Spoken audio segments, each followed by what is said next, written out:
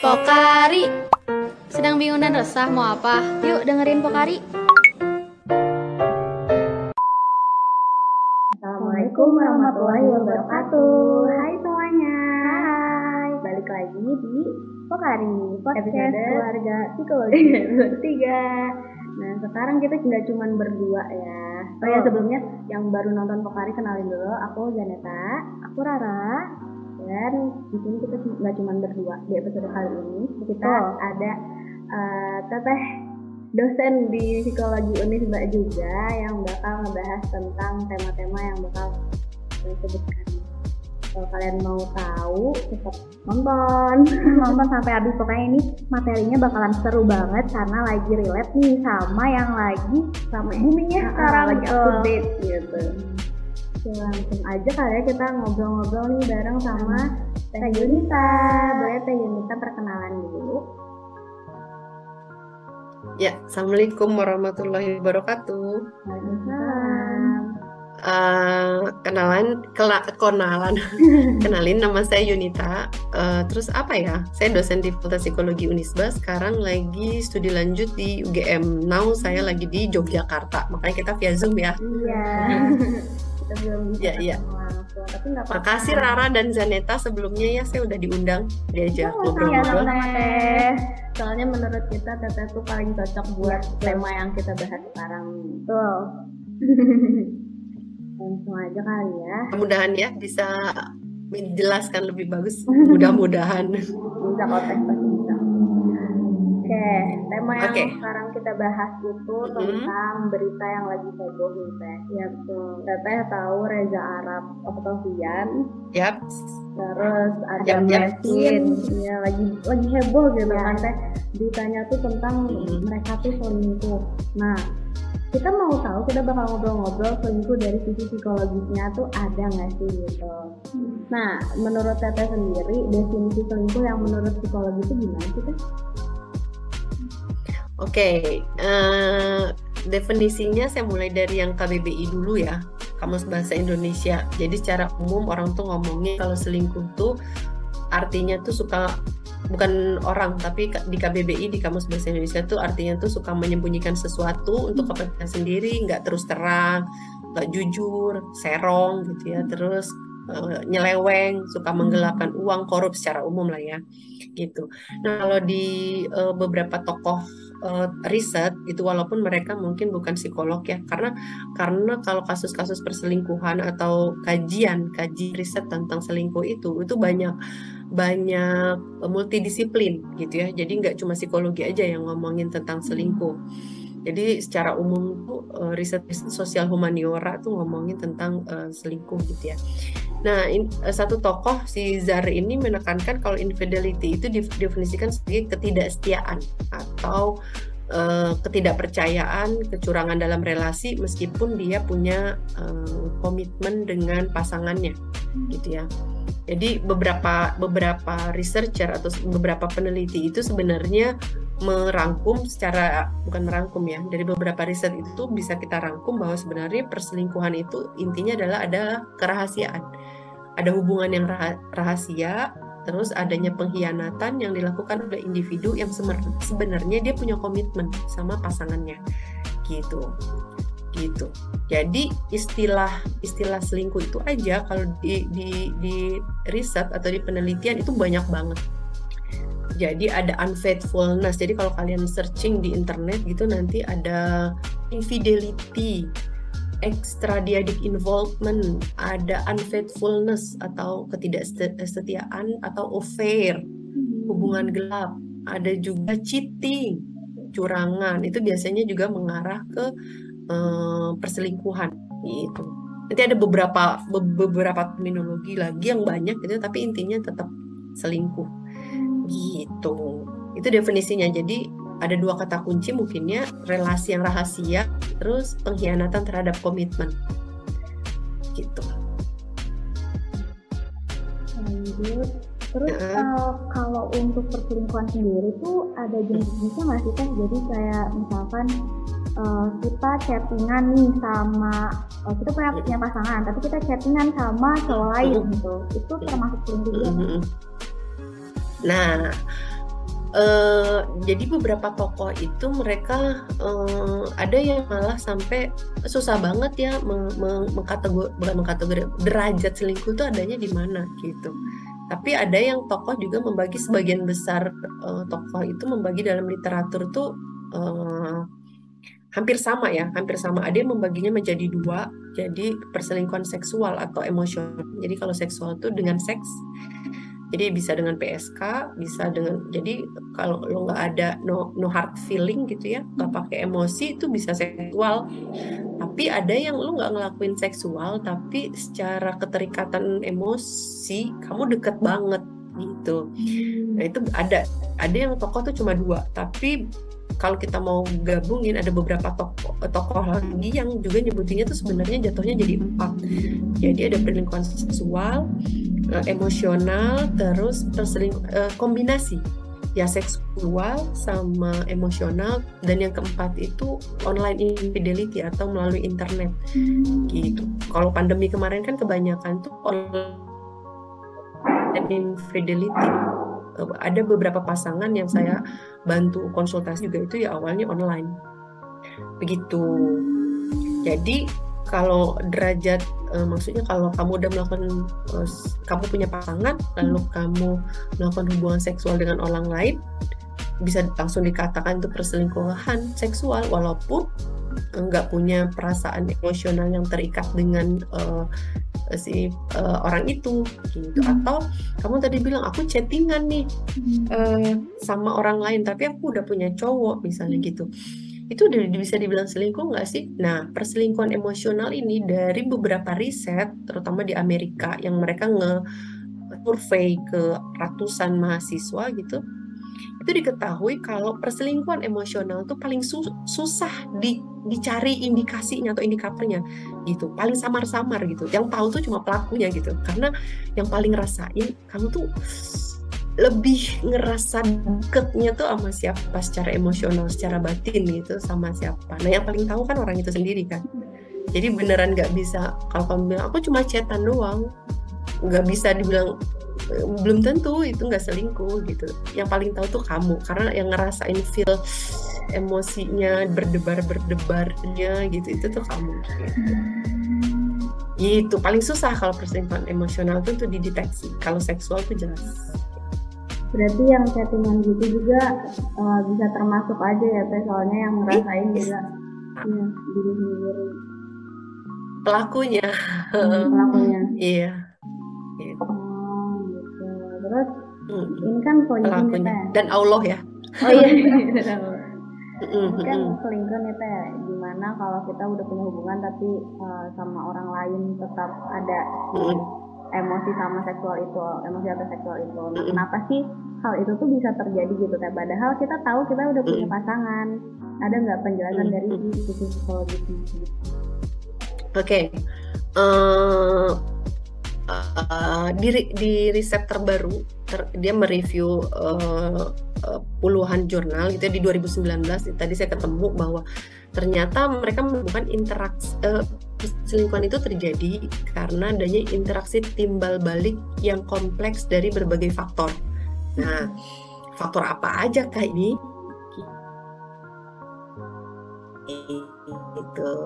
Nah, kalau di 2019 itu si tokohnya itu menggunakan kerangka teori Bronfenbrenner, ini untuk yang bukan psikologi agak lebih susah ya aku ngasinya. Aku pakai yang umum aja ya. Jadi faktor-faktor ini tuh ada faktor individu, misalnya gitu ya, ada faktor apa namanya itu faktor individu tuh kayak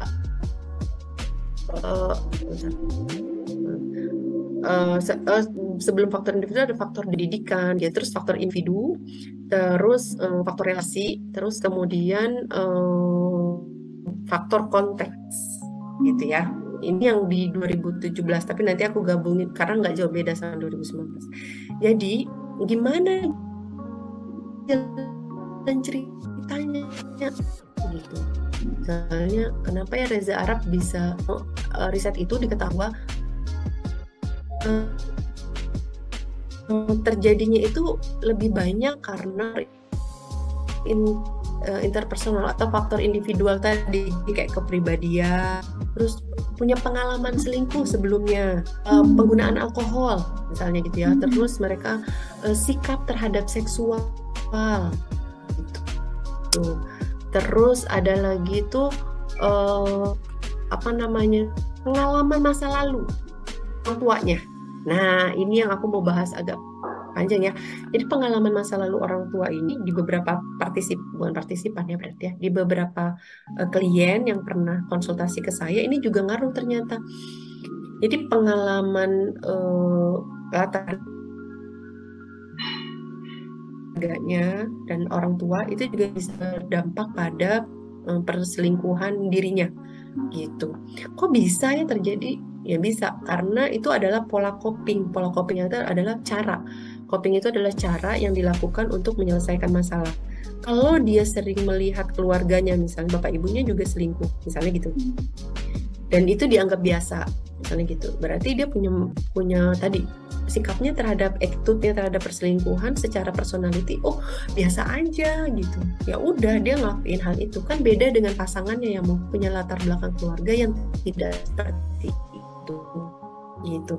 Jadi itu faktor-faktor individu itu sebenarnya lebih besar peluangnya untuk mereka bisa melakukan perselingkuhan, karena adanya dari keluarga broken home misalnya ya gitu, hanya bercerai atau latar belakang keluarganya atau orang tuanya tuh berselingkuh. Jadi perselingkuhan terjadi karena adanya interaksi dari berbagai faktor.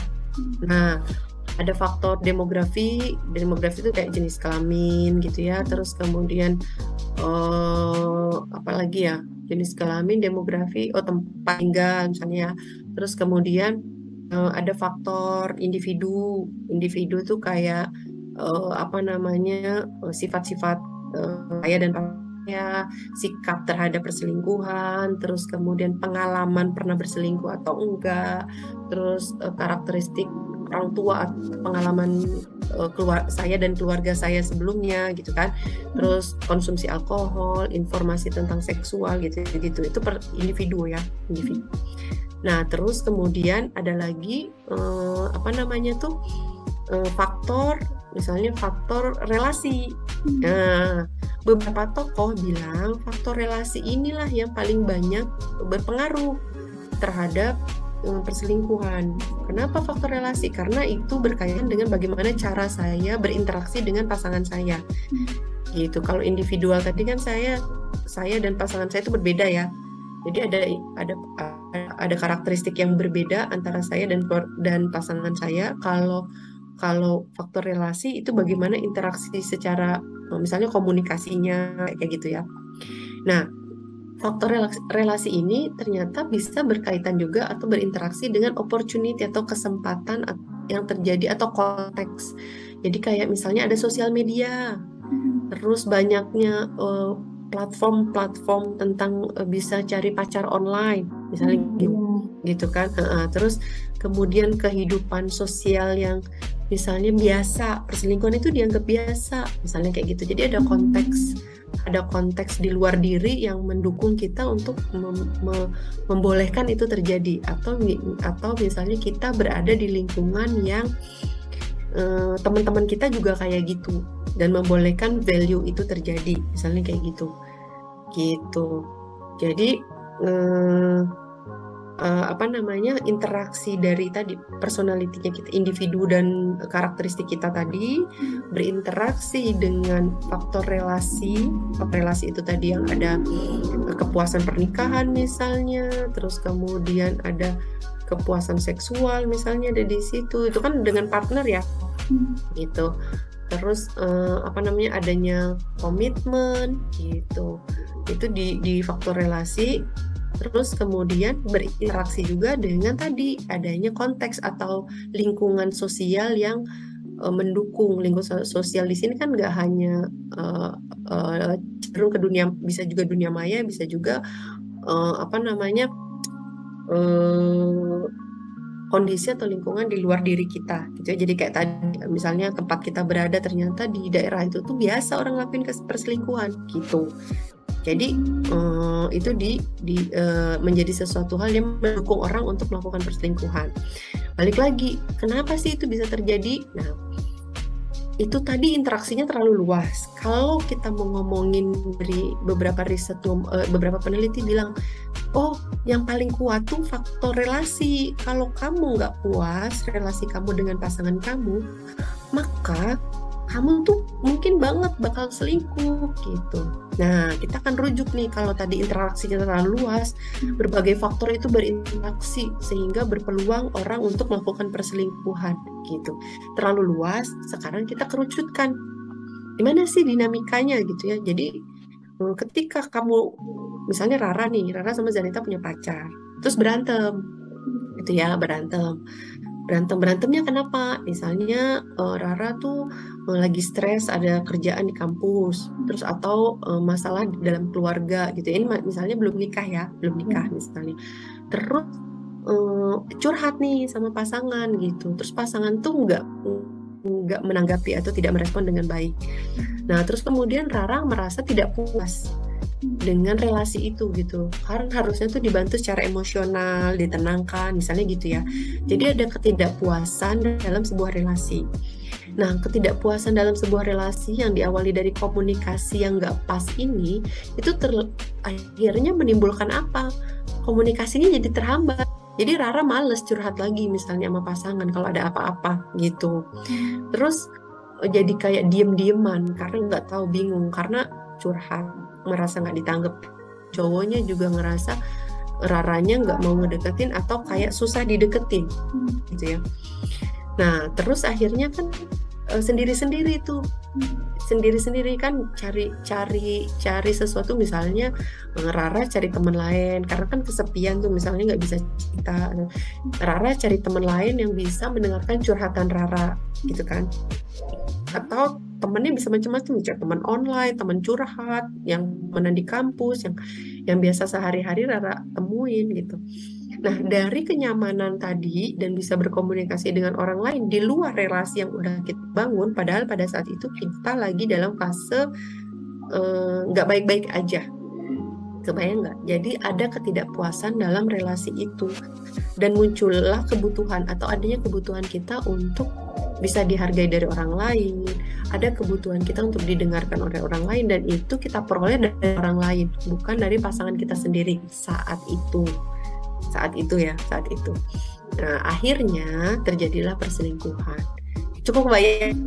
Ya, bayang. Ya, gitu. Jadi kalau orang udah nikah, berarti dia, keluarga ini lagi dalam kondisi stres, misalnya entah suaminya atau istrinya mengalami suatu peristiwa, lalu mereka karena komunikasinya nggak bagus, mereka mengalami ketidakpuasan dalam pernikahan. Lalu komunikasinya terhambat. Biasanya kalau komunikasi terhambat itu ada fase vakum, kalau aku nyebutnya ya. Dalam tulisan aku nyebutnya fase vakum. Jadi kita kayak diem-dieman. Biarin aja nih, misalnya gini, kalau pacaran biasanya gengsi, gue ngapain saya yang duluan gitu ya, biarin aja dia yang salah, misalnya dia yang ini. Jadi kita menunggu misalnya, kok Rara ketawa pernah mengalami ya gitu, gengsi misalnya gitu kan. Nggak hanya pacaran, nikah juga gitu. Biasanya yang perempuan, istri bilang gini, ya biarin aja, ntar dia yang butuh gitu, pasti dia yang akan mulai yang ngomong gitu kan. Tapi ternyata suaminya pengen hal yang sama, biarin aja, kalau dia butuh duit pasti kontak saya, misalnya gitu. Jadi di sini ada satu fase komunikasi yang nggak bagus menurut saya ya gitu, sehingga terus kemudian karena komunikasinya nggak bagus, akhirnya adanya kesepian atau loneliness, atau cari kesibukan masing-masing. Si pasangan ini tadi cari kesibukan masing-masing, kan nggak mungkin dong manusia nggak berkomunikasi atau tidak berrelasi dengan orang lain. Akhirnya kan mencari orang lain untuk memenuhi kebutuhan tadi gitu, atau mencari, awalnya memang tidak berniat selingkuh, tapi mungkin dalam proses perjalanan ketika relasi dengan pasangan ini tidak diperbaiki, atau komunikasi atau fase vakum tadi terus berlanjut, maka bisa terjadi orang ketiga masuk dalam pernikahan itu yang mungkin lebih nyaman, akhirnya membanding-bandingkan gitu. Padahal kan aslinya kalau dia nikah sama selingkuhannya juga masalahnya dengan pasangannya bisa jadi berulang ya, sama kan gitu. gitu. Karena permasalahan utamanya yang tidak diselesaikan gitu. Cukup kebayang itu dinamika kalau relasinya ya, iya gitu. Jadi kenapa bisa selingkuh? Ya bisa karena ada kebutuhan yang tidak terpenuhi. Kebutuhannya apa aja? Bisa kebutuhan seksual misalnya, bisa kebutuhan untuk ngobrol misalnya, gitu, kebutuhan untuk dihargai misalnya.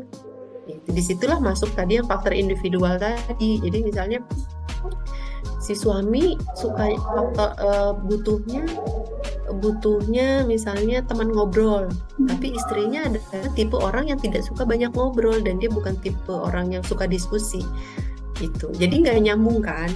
Ada beberapa hal yang tidak, dia ngerasa kebutuhannya tidak terpenuhi, akhirnya dia mungkin ngobrol dengan teman cewek lain yang ternyata dia lebih nyaman, misalnya begitu. Jadi ada kebutuhan yang akhirnya membuat relasi nggak nyaman, yang akhirnya memunculkan ketidakpuasan dalam sebuah relasi. Gitu. Agak panjang ya, aduh maafkan. Jadi dibiarin feeling lonely gitu ya? Ya gitu, feeling lonely. Tapi sebenarnya misalnya kalau di ranjang yang sama bareng-bareng, tapi saya merasa kesepian walaupun kamu ada di samping saya, gitu, ironis banget. Iya. Gitu. Dan cukup kejawab nggak? Kenapa kira-kira Reza Arab? Kalau misalnya Reza Arab berselingkuh misalnya, gitu, atau Adam Levine berselingkuh, bisa jadi karena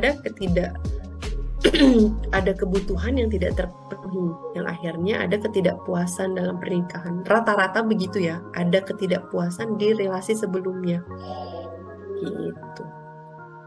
Berarti deh kalau misalkan nih kita orang tuanya, kan tadi ada dibahas tentang pembelajaran dari orang tua. Tapi ada juga orang yang kalau misalkan ngelihat dari orang tuanya, mereka kayak nggak mau mencontoh perilaku orang tuanya gitu. Jadi kayak apa ya? Sebenarnya mungkin kita tuh takut ya berpasangan dengan orang yang masa lalunya seperti itu gitu. Tapi bisa nggak sih teh mereka gitu dari pembelajaran itu mereka berubah, nggak ngikutin orang tuanya? Bisa. Kan psikologi itu ada karena kita bisa membantu orang untuk melakukan perubahan perilaku kan, gitu. Jadi sangat tergantung dari individu ini mau keluar nggak dari perasaan-perasaan itu, dari kondisi masa lalunya tadi, gitu. Jadi pengalaman masa lalu ini nanti berkaitan kalau faktor ini ya, di faktor kelekatan atau kedekatan individu dengan figur pengasuhnya waktu kecil. Nah ini jadi kalau yang udah pernah dengar terminologi attachment itu attachment itu atau kelekatan itu kan biasanya tuh kita dengar tuh karena waktu kecil ya, jadi pengasuh sama si bayi ya kan. Nah bagaimana pengasuh sama bayi ini dapat afek atau dapat kasih sayang dari pengasuhnya. Kalau dia merasakan kasih sayang yang sesuai dengan kebutuhannya, disayangi gitu ya, ketika dia besar itu menjadi modal dia untuk menjalin relasi romantis juga, salah satunya dengan lawan jenisnya gitu. Nah tadi pertanyaan Zaneta, bisa nggak kalau misalnya keluarganya itu broken home misalnya gitu ya Zaneta? Atau pengalaman ya? Ini Rara. Kalau misalnya keluarganya broken home lah misalnya, entah itu pernah infidelity atau ini gitu ya. Nah biasanya ini biasanya ya, tapi tidak semuanya. Biasanya attachment atau kelekatannya itu tergolong tidak aman atau insecure gitu. Nah kalau insecure atau tidak aman, jadi dia tidak merasakan kasih sayang yang sesuai atau yang dia butuhkan gitu ya, yang kayak kasih sayang, mendapatkan perhatian gitu ya, penghargaan dari orang yang dari pengasuh atau orang yang disayangi tadi gitu. Nah akhirnya ketika dia dewasa dan menemukan individu yang berbeda dengan dirinya, misalnya gitu ya, berbeda tuh misalnya keluarga pacarnya ini tuh lebih harmonis keluarganya, kan pasti dia merasa, ah saya kayaknya nggak layak deh, keluarga saya tuh broken home gitu ya. Ya, mungkin dia merasa insecure dan tidak aman menjadi pendamping pacarnya tadi gitu, karena merasa berbeda. Nah, term itu tuh bisa dijelaskan dengan, aduh kok mainnya teori ya, supaya jadi kalau orang yang kelekatannya itu tidak aman, maka dia tuh bisa jadi dia memilih perilaku yang dia terlalu mencintai pasangannya. Gitu, terlalu mencintai pasangannya. Jadi dia ngerasa, karena dia merasa dia dari keluarga nggak baik-baik aja, mendapatkan orang yang lebih baik, maka dia merasa dia sangat mencintai pasangannya dan akan melakukan apapun pada pasangannya.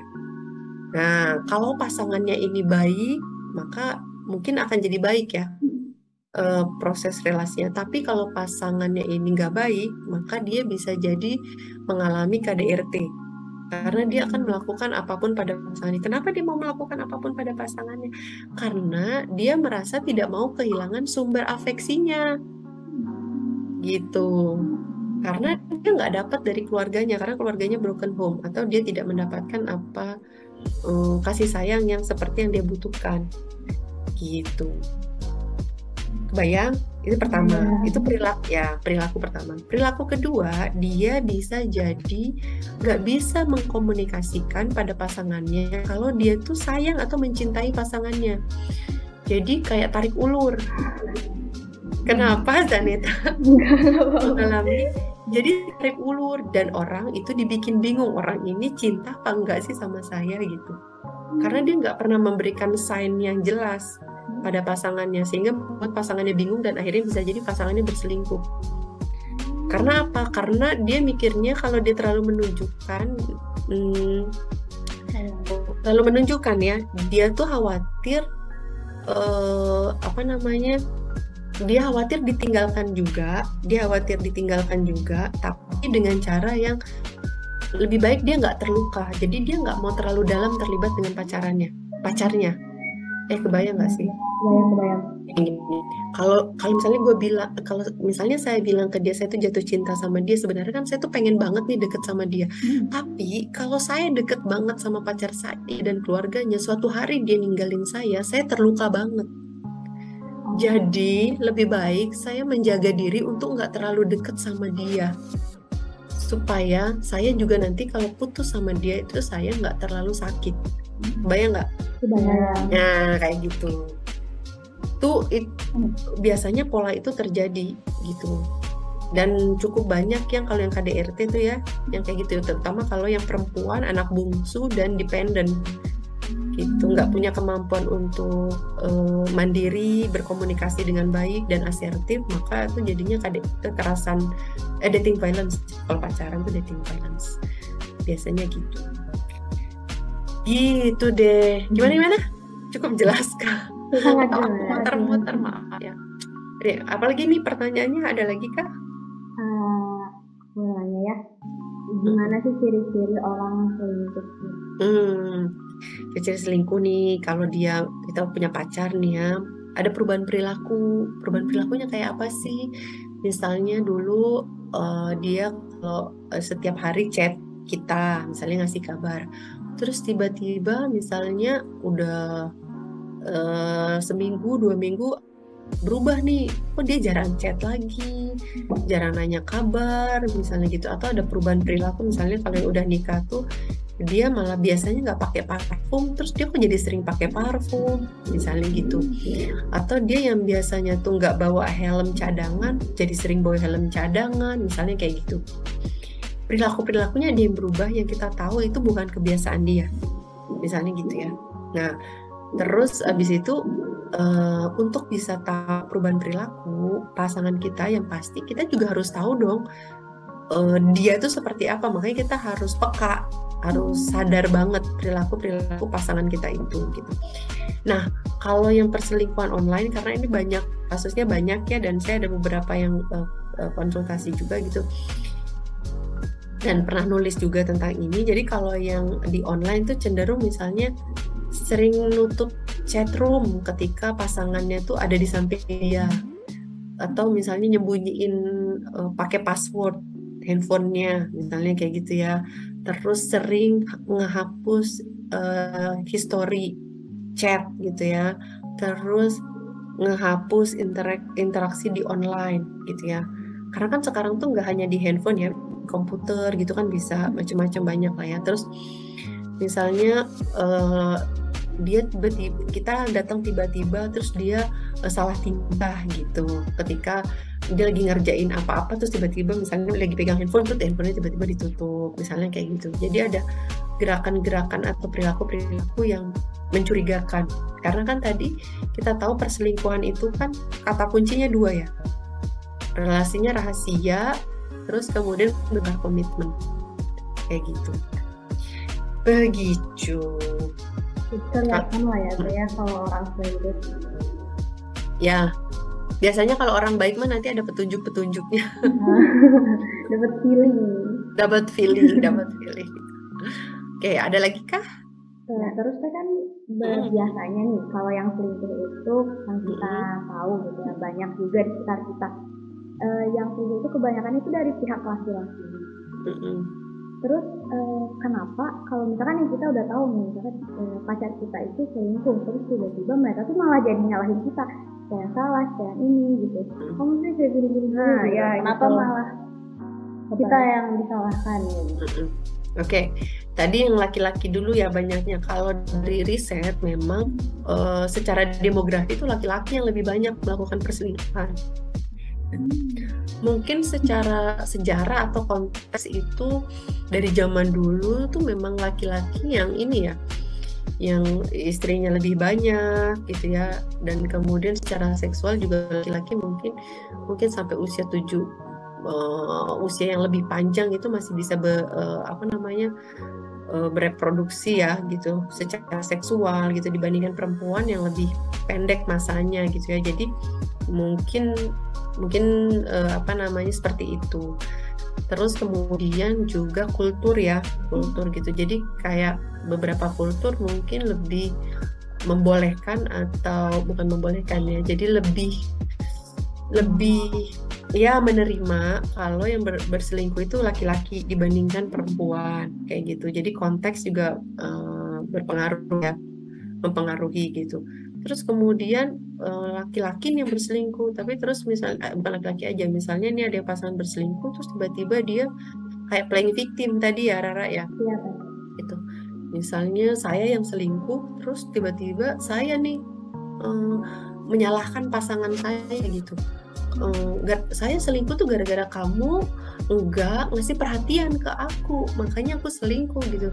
Aku selingkuh karena kamu gak pernah ngasih waktu buat aku curhat, kamu gak pernah ngasih waktu untuk aku atau kita melakukan quality time bersama, jadi aku selingkuh gitu. Jadi membenarkan perilaku perselingkuhan karena ada kebutuhan yang tidak terpenuhi gitu. Balik lagi ke circle tadi, gimana terjadinya perselingkuhan? Ya bisa jadi memang karena seperti itu. Jadi kalau dalam relasi itu kan ada yang namanya aksi reaksi ya. Ya, perilaku Rara sama pasangan Rara nggak mungkin marah sama pasangan Rara kalau pasangan Rara itu baik-baik aja dan selalu ngasih sesuai kebutuhan Rara, benar nggak?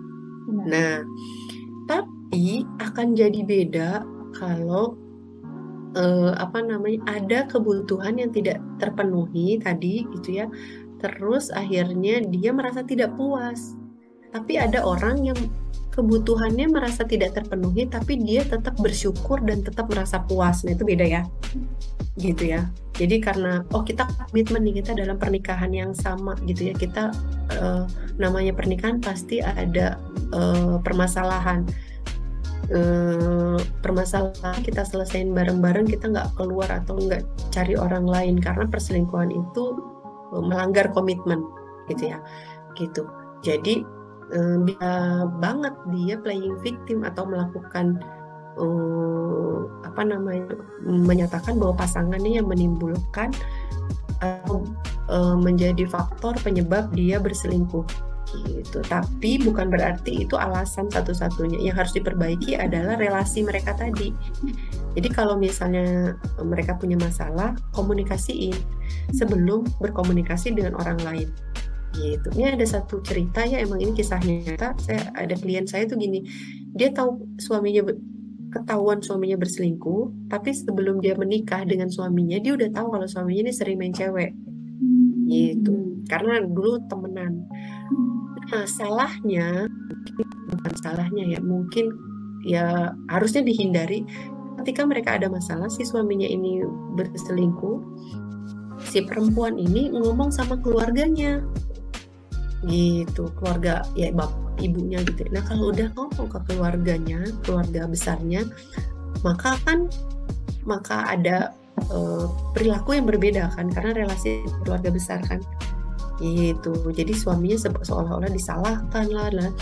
Padahal suaminya berperilaku seperti itu juga karena tadi ada kebutuhan yang tidak dipahami. Jadi setiap suaminya pulang, istrinya tuh sering banget ngomel, terus istrinya tuh sering banget gak mahamin apa yang dipengenin suaminya, sering memaksakan apa yang dia pengenin gitu. Jadi suaminya cenderung ngerasa nggak nyaman, tapi nggak bisa terkomunikasikan. Karena pada dasarnya ya secara umum laki-laki Indonesia tuh kadang kesulitan mengekspresikan emosi gitu, sehingga ketika masalahnya udah ke keluarga besar, akhirnya ya keluarga ini mungkin ya cenderung menghujat keluarga pasangannya pun tidak terima, akhirnya antar keluarga besar yang tidak nyaman ya akhirnya mengarah pada perceraian gitu. Begitu. Gitu. Kebayang sekarang? Kebayang kan? Iya, gitu deh. Pola-polanya. Gitu. Jadi kita harus lebih cermat melihat sebuah fenomena. Tadi kayak Rara dan Zaneta. Oh, Reza Arab selingkuh nih, Adam Levine selingkuh nih, pasti mereka salah nih. Belum tentu. Kita harus tahu dulu apa yang menyebabkan mereka melakukan perselingkuhan itu. Gitu. Jadi jangan lihat hasil akhirnya bahwa orang yang berselingkuh pasti salah. Belum tentu. Bisa jadi perselingkuhan itu terjadi karena memang ada permasalahan sebelumnya yang tadi. Kayak gitu. Gitu. Ini berdasarkan lingkungan kita juga yang kita lihat, itu kebanyakan orang-orang yang selingkuh itu padahal misalnya nih cowoknya selingkuh, padahal si cowoknya tuh kelihatan cinta banget sama si pasangannya. Itu kenapa bisa sih? Iya. Jadi kalau dari riset salah satu peneliti di Indonesia gitu ya, cinta itu sebenarnya tuh nggak berkorelasi kuat terhadap kebahagiaan pernikahan gitu. Cinta itu kan mungkin, mohon maaf kalau aku salah ya, nanti coba dicek lagi. Cinta itu kan cenderung kayak passion ya, kayak emosi yang menggebu-gebu gitu ya, gitu. Yang kadang-kadang itu sifatnya naik turun. Jadi cinta itu tuh kadang seiring waktu tuh bisa berubah gitu. Jadi yang lebih berpengaruh terhadap kebahagiaan pernikahan itu adalah komitmen dalam pernikahan gitu ya, terus sama gaya berkomunikasi gitu. Makanya tadi aku lebih menekankan komunikasinya, pola komunikasi, cara dia berkomunikasinya kayak gimana. Komunikasi ini bukan komunikasi yang formal ya, yang cenderung kayak misalnya kalau pasang suami istri itu kayak ngobrol nggak sama pasangan, ngobrol apa misalnya, tolong ambilin makanan dong, itu kan formal ya. Tapi ini lebih ke keterbukaan secara emosional gitu. Jadi kayak misalnya aku tuh gimana ya, kayaknya aku udah nggak begitu cocok kalau kamu tuh begini gitu. Kenapa ya aku kok kayaknya sayangnya ke kamu tuh berubah gitu. Jadi emang curhat ya. Jadi kayak curhat gitu. Jadi berkomunikasi secara mendalam, karena kan kalau pasangan itu kan intimate relationship ya. Relasinya intim, beda sama kita sama temen, beda kita sama guru misalnya, beda kita sama dosen kayak gitu. Jadi relasi intim itu ya jelas ada kedekatan secara emosional. gitu. Jadi kalau apa tadi pertanyaannya? Sorry. Kenapa kelihatan cinta banget padahal seperti tahu-tahu selingkuh? Iya gitu. Jadi kenapa cinta banget, bisa jadi cinta itu berubah karena ketidakpuasan yang berulang-ulang dialami gitu. Jadi misalnya berantem dengan hal-hal yang sama, capek nggak? Capek gitu. Karena apa? Karena kita mengharapkan perubahan perilaku pada pasangan. Sekarang pertanyaannya adalah, kalau kita pacaran atau nikah baru setahun, kenal sama pasangan kita misalnya 5 tahun, terus kita ketemu mereka usianya udah 20 tahun, lebih lama mana dia hidup sendiri dengan dia ketemu sama kita? Hidup sendiri. Iya, hidup sendiri. Lalu perubahan perilaku bisa nggak dalam setahun 2 tahun? Nggak bisa. Ya nggak bisa. Itu kan butuh waktu, butuh proses. Nah, ketika kita dihantam tadi faktor interaksi antara faktor individu dengan beberapa faktor lain tadi gitu ya. Faktor individu ini kan udah dibawa dari lama ya. Gitu. Dengan dia punya pengalaman-pengalaman masa lalunya, pengalaman-pengalaman keluarganya, dia pasti punya bayangan atau ideal pernikahan yang dia pengenin dong. Tapi ketika dia mendapatkan pasangan yang tidak mendukung visi dia terhadap sebuah pernikahan yang mau dia bangun, mungkin di situ ada tantangan. Nah, strategi penyelesaian masalahnya mungkin belum ketemu. Itu. Strategi penyelesaian belum ketemu, dia akhirnya ketemu orang yang bisa dia ngobrol. Apakah jadi selingkuh? Ya itu bisa tadi ya, mungkin perselingkuhan seksual atau emosional gitu.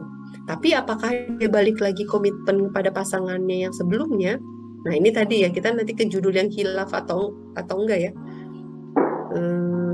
Ya bisa jadi dia balik lagi kalau dia sudah menemukan tahu letak permasalahan dia dengan pasangannya di mana, dan mereka mau rekonsiliasi, menyelesaikan permasalahan itu. Bisa jadi lebih baik lagi nggak? Bisa jadi malah lebih bagus pernikahannya.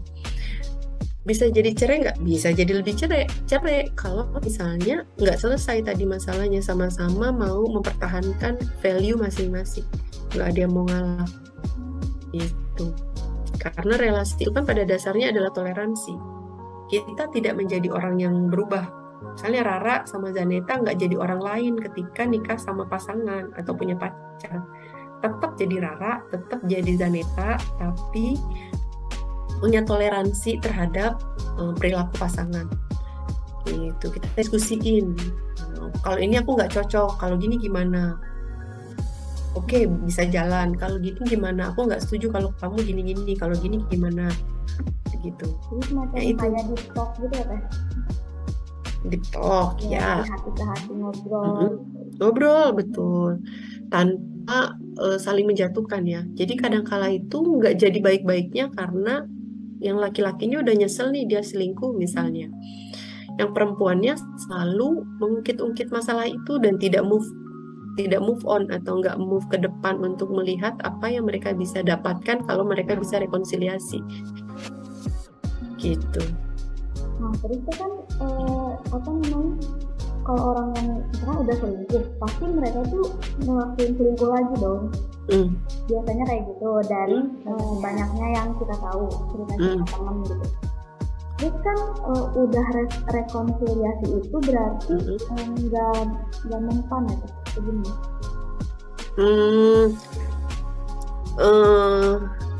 Tergantung gini. Ini sangat tergantung dari personality atau orangnya ya. Orang yang sebenarnya dia bertanggung jawab atau kita tahu bahwa dia orangnya dan bisa dipercaya, aslinya ya, secara umum ya, konsisten dia adalah orang yang bertanggung jawab dan bisa dipercaya, maka ketika dia melakukan kesalahan atau melakukan perselingkuhan lalu dia sadar bahwa itu melakukan kesalahan, peluang untuk balik lagi cenderung tidak terlalu besar. Tapi kalau misalnya tadi orangnya tidak cenderung kurang konsisten atau bukan orang yang bisa kita yakin bahwa dia bertanggung jawab atau bisa dipercaya, dan kalau dari personality, kalau dari teorinya Big Five itu dia punya instability emosional. emosionalnya nggak stabil gitu, itu bisa jadi dia punya peluang yang besar untuk melakukan perselingkuhan kembali gitu. Jadi lebih ke kayak bisa jadi kebutuhannya dengan pasangannya itu memang nggak terpenuhi gitu. Atau dia nggak tahu sebenarnya apa yang dia butuhkan dari pasangannya tuh gitu. Jadi dia nggak bisa mengekspresikan. Tapi kalau dia dengan selingkuhan ya dia selalu bisa lebih nyaman. Misalnya itu. Mungkin ada perilaku dari pasangannya yang mengancam dirinya. Misalnya istri-istri yang mengancam, ya apa ya, suami-suami takut istri misalnya gitu ya. Atau ada perilaku istri yang membuat dia inferior gitu kayak gitu. Jadi kayak tadi berkaitan juga dengan latar belakang pengalaman dia atau keluarganya, ada pengalaman masa lalu yang nggak bisa dia selesain gitu. Biasanya gitu ya yang aku temui ya gitu. Jadi pengalaman masa lalu ini benar-benar banyak gitu ya yang nggak selesai, tapi mereka nikah dan tidak mempertimbangkan bahwa pengalaman masa lalu itu berdampak ke dalam pernikahan mereka gitu. Kejawab nggak, Pra? Jadi bisa jadi dia kalau selingkuh terus selingkuh lagi karena bisa jadi dia nggak ngedapetin kebutuhannya tadi ya, dan bisa jadi pengalaman perselingkuhannya sebelumnya itu mendorong dia untuk melakukan perselingkuhan selanjutnya gitu, karena dia belum ngedapetin kebutuhan yang dia mau tadi gitu. Menurut Teh, ada dampaknya nggak sih buat si pelaku perselingkuhan gitu? Kayak misalnya cowoknya selingkuh, nah terus dampak kan udah jelas ya, dampak buat yang diselingkuhinnya pasti sedih. Nah dampak buat yang selingkuhnya tuh gimana Teh? Dampak dari ya mungkin rasa bersalah ya, guilty feeling yang kalau terlalu sering guilty feeling itu lama-lama kan dia merasa inferior tuh. Kalau laki-laki dia ngerasa guilty feeling dan inferior, maka dia kan akan kesulitan untuk menjadi imam di dalam keluarganya ya. Gitu. Kalau dia tidak mengembalikan ke posisi bahwa dia adalah kepala rumah tangga gitu dan tidak merasa guilty feeling atau terus-menerus inferior, nah dia akan bisa jadi nahkoda lagi di dalam keluarganya gitu. Itu akan dibantu. Jadi gini, dia bisa jadi lebih baik lagi kalau dibantu oleh pasangannya gitu. Jadi mereka harus saling bekerja sama. Jadi pasangan itu membantu untuk misalnya tidak mengungkit-ungkit bahwa pasangannya pernah berselingkuh, tidak mengungkit-ungkit masa lalu yang akhirnya membuat pasangannya guilty feeling dengan perilaku salahnya tadi gitu. Terus kemudian bisa juga dampaknya adalah kalau keluarga besar tahu atau lingkungan sosial tahu, itu juga rasa percaya dirinya berkurang gitu ya gitu. As a father misalnya, as a individual gitu ya, tempat kerja misalnya, kalau tahu gitu, orang-orang lain tahu gitu. Jadi sangat tergantung dari seberapa besar perilaku perselingkuhannya ini diketahui oleh orang lain gitu mungkin ya. Terus Teh, kenapa nih orang bisa berani selingkuh kalau mereka tuh udah ada di dalam hubungan yang suci kayak pernikahan gitu. Terus selingkuhnya itu biasanya sama orang yang lebih muda, lebih cantik, lebih ini. Lebih muda, lebih cantik, ini maksudnya gimana nih? Yang cewek, yang cowok, atau gimana biasanya? Misalkan nih, misalnya nikah, terus si suaminya itu punya selingkuhannya itu pasti biasanya lebih muda. Oke. Orang udah nikah, kenapa sih masih selingkuh? Berani ya. Balik lagi tadi, berarti secara individu mungkin dia tidak menganggap komitmen itu kuat. Pernikahan itu bukan sebuah komitmen yang kuat. Jadi kalau pernikahan bisa jadi itu kayak ya kita pacaran aja. Kalau cocok lanjutin, kalau nggak cocok ya tinggalin gitu. Kenapa dia bisa berpersepsi seperti itu? Ya tadi dia punya latar belakang atau pengalaman masa lalu. Misalnya dia lihat keluarganya juga kayak gitu ya, atau dia punya pengalaman sering berselingkuh dan mungkin dulu-dulu dibiarin sama pacarnya waktu dia selingkuh ketika masih pacaran, misalnya kayak gitu. Jadi ada pengalaman masa lalu yang ngebuat dia menganggap komitmen dalam sebuah pernikahan itu nggak sakral gitu. Jadi dia bisa melakukan perselingkuhan dengan orang yang lebih muda misalnya. Kenapa orang yang lebih muda? Mungkin ada kebutuhan seksual yang tidak terpenuhi dengan pasangannya, atau bisa jadi mungkin yang lebih muda itu lebih cenderung manja, lebih menghargai dibanding istrinya gitu. Jadi balik lagi ke kebutuhan individu tadi yang tidak bisa terkomunikasikan dalam sebuah relasi. Jadi nggak puas. Jadi lebih banyak riset yang menunjukkan bahwa kenapa sih perselingkuhan itu terjadi, karena nggak puas. Relasi dalam pernikahannya, dalam pacaran itu nggak puas. Kenapa nggak puas? Ya karena ada kebutuhan yang nggak terpenuhi gitu. Situ kalau yang muda atau yang tua ya nggak bisa jadi patokan juga ya, tergantung kebutuhannya apa. Terus kan gini ada cerita ya. Jadi si istrinya itu adalah sosok yang sangat independen dan bisa apapun sendiri gitu. Itu terus si suaminya selingkuh teh sama yang lebih muda.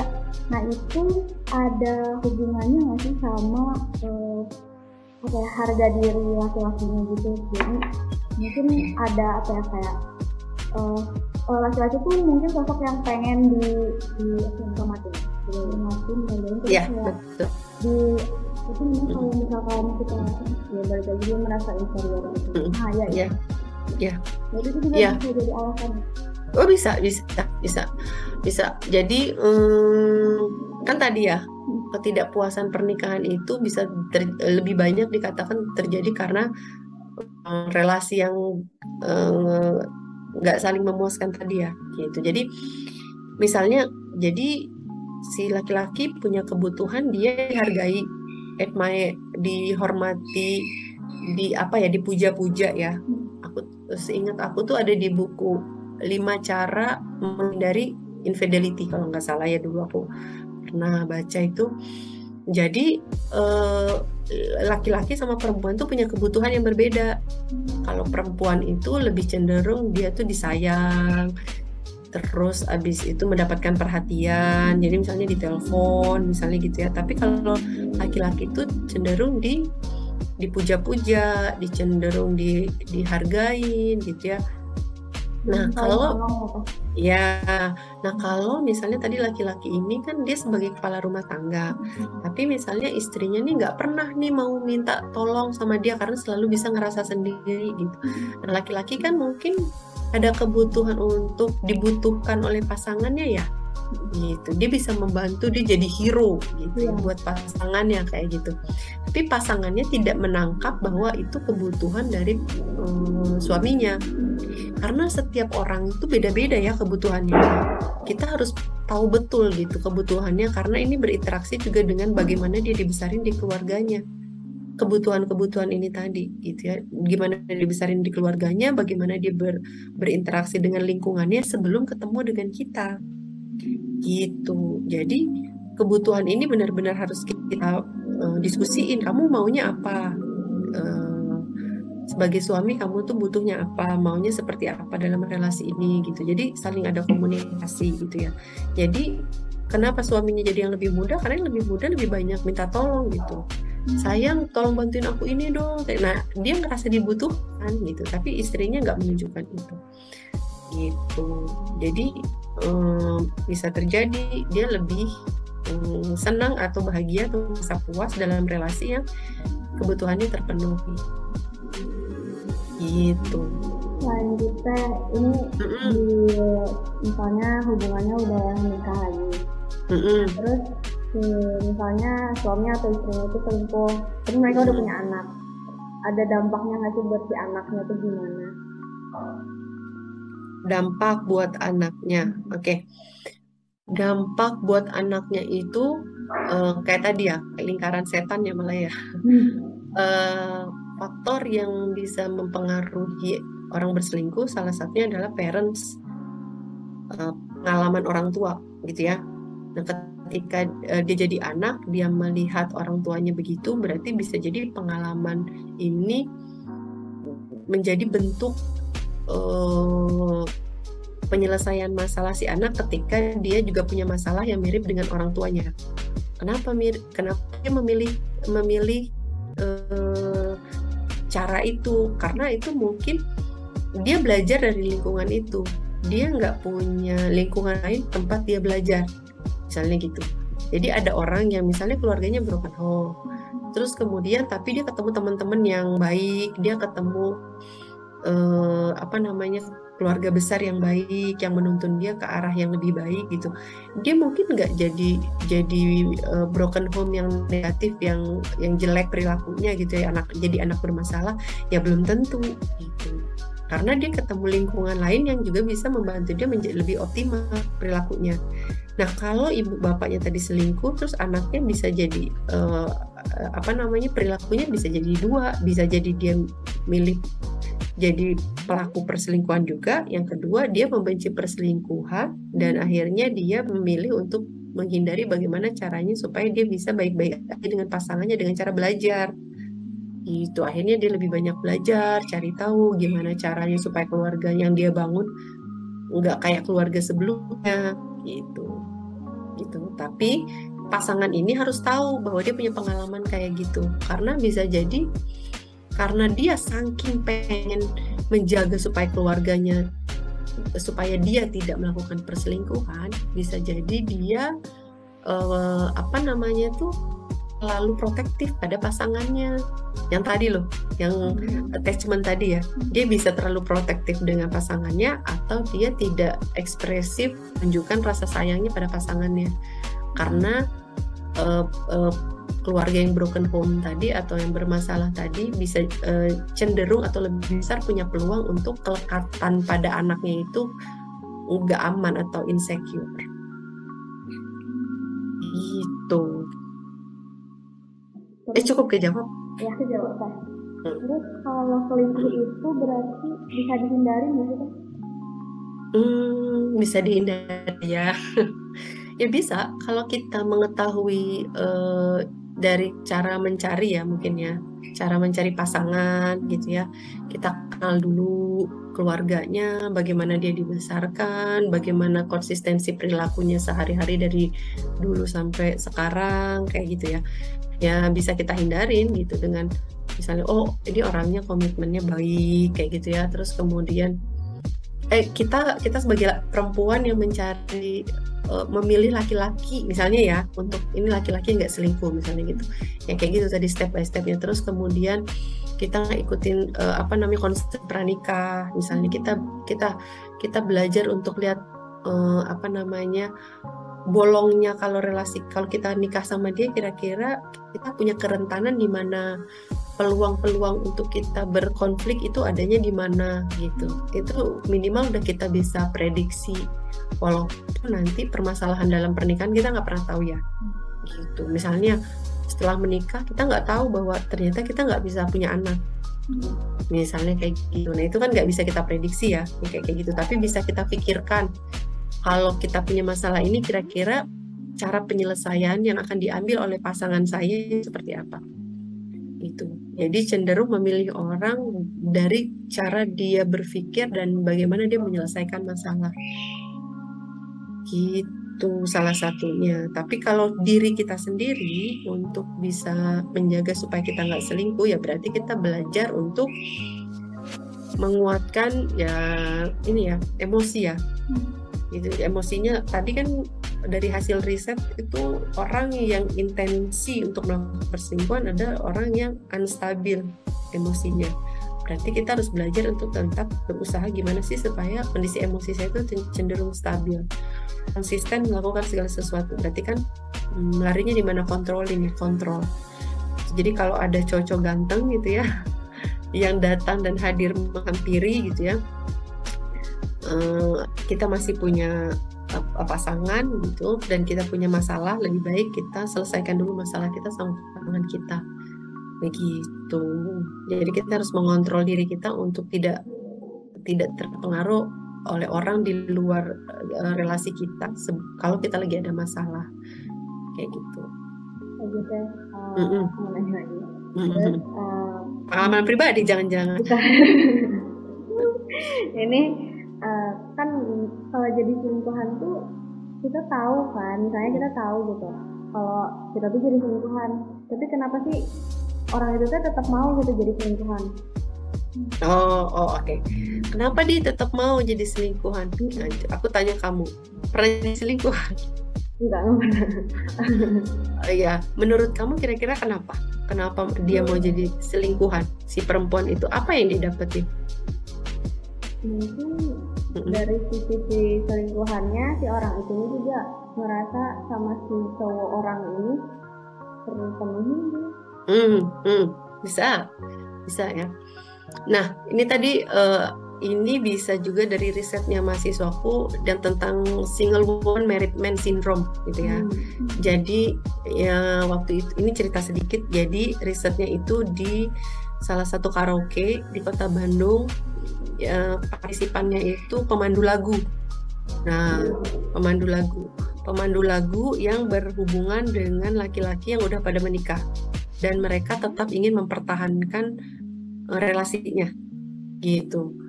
Ditanya kenapa gitu, kalian masih mau kan ini udah nikah gitu ya, terus kemudian lebih tua gitu ya, mungkin udah bapak-bapak gitu ya, terus kok mau gitu. Terus mereka tuh beberapa tuh menjawabnya begini, karena mereka pernah dikecewakan oleh orang-orang yang seumuran dengan mereka. Nah, berarti kan pengalaman masa lalu ya, balik lagi pengalaman masa lalu, pernah dikecewakan, lalu kemudian mereka dan habis itu selain pernah dikecewakan, mereka merasa lebih aman nih, lebih nyaman kalau memiliki hubungan dengan pria yang sudah menikah gitu. Jadi cenderung mapan gitu ya. Terus kemudian kenapa lagi sih mereka mau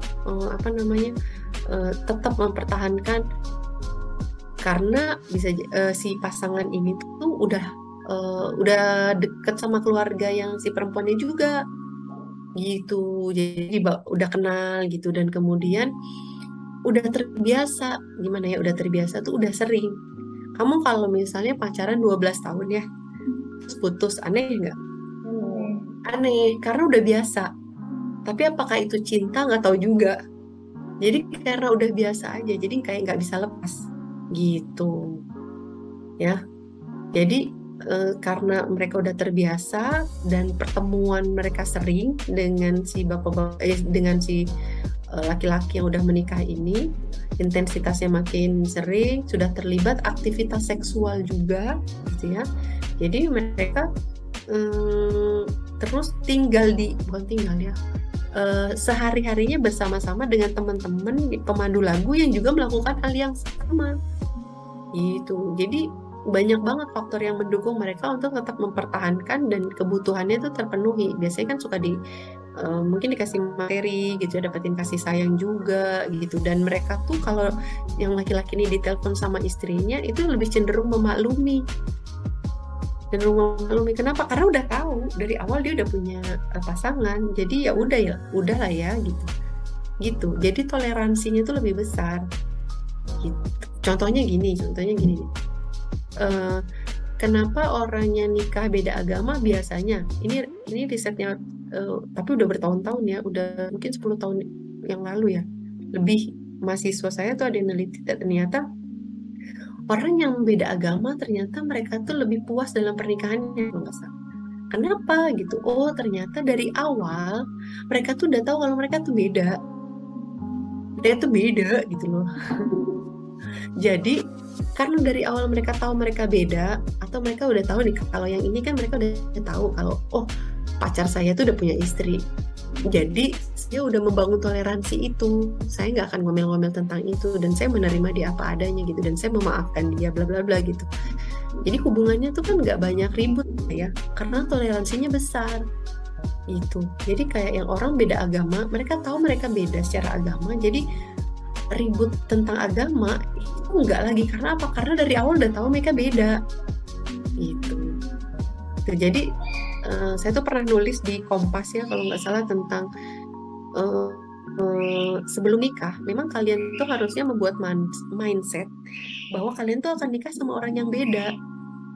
Karena sebagian besar tulisan atau artikel yang digembar-gemborkan itu atau cerita di novel-novel romantis itu adalah kamu akan langgeng kalau kamu ketemu orang yang sama. Bener nggak? Maksudnya kita ngomong gini nih, oh iya aku cocok sama dia karena kita suka sama-sama suka ini.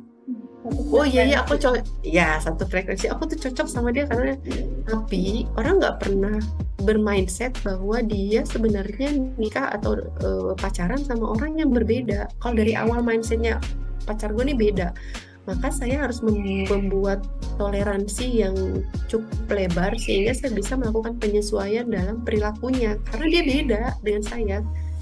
Kalau mindsetnya saya ketemu orang yang sama, nanti ketika ketemu sesuatu yang berbeda, itu tuh lebih sulit gitu loh.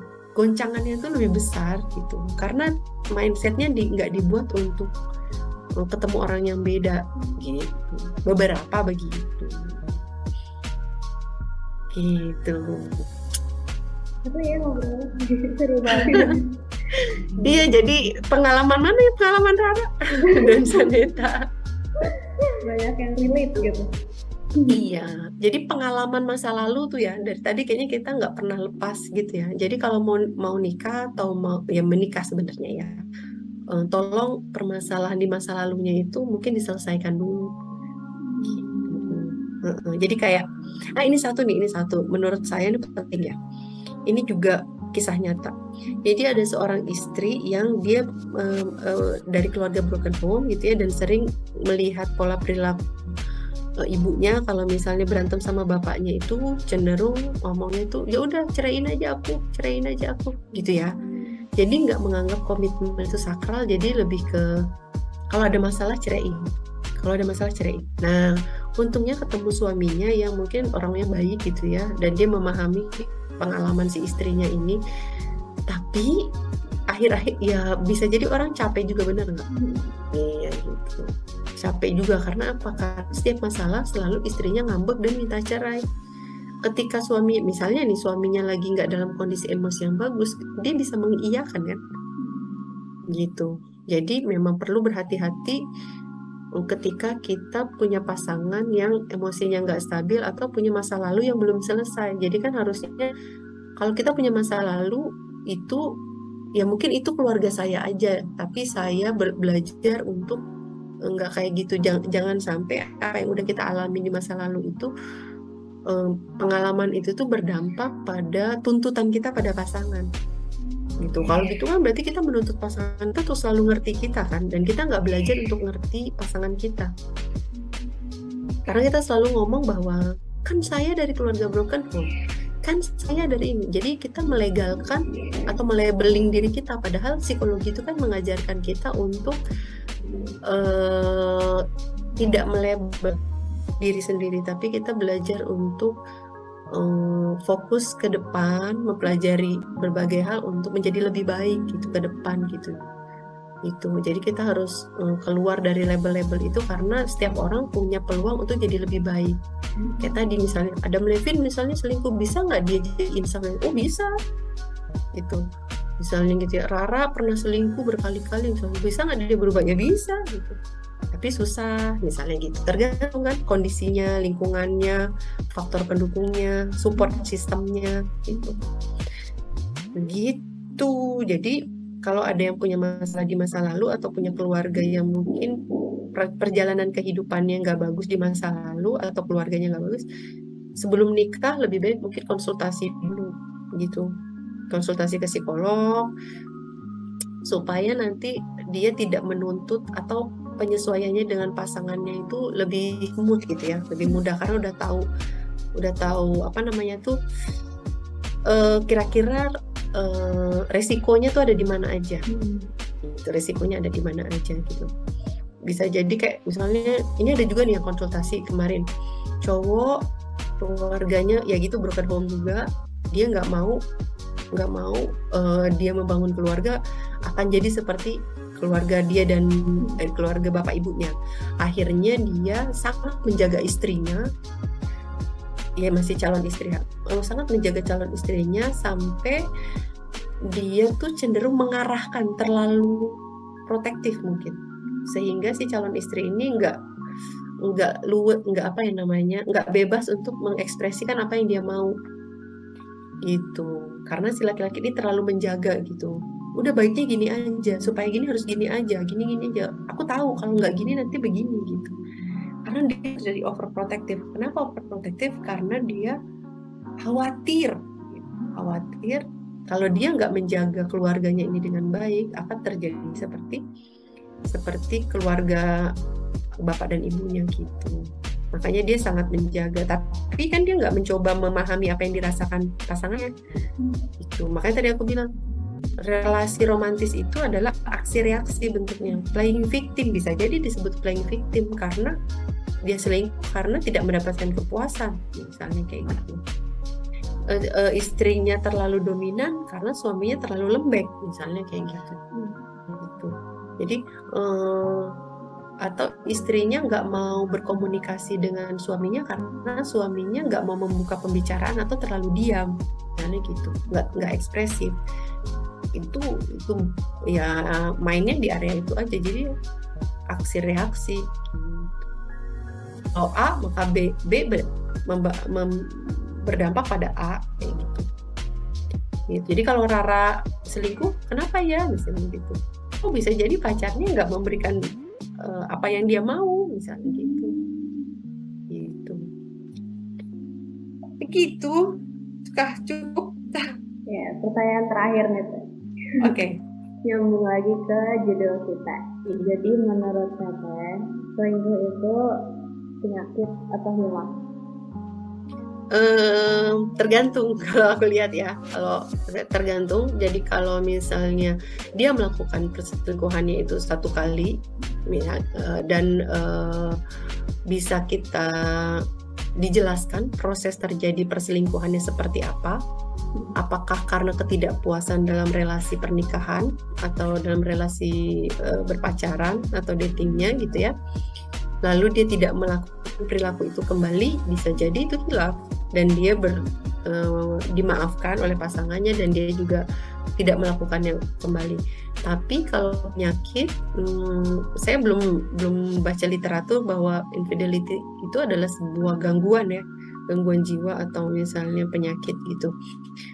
Mungkin yang dimaksud kalau yang tadi ya, yang serial affair ya, yang berulang-ulang, nah itu mungkin perlu dilihat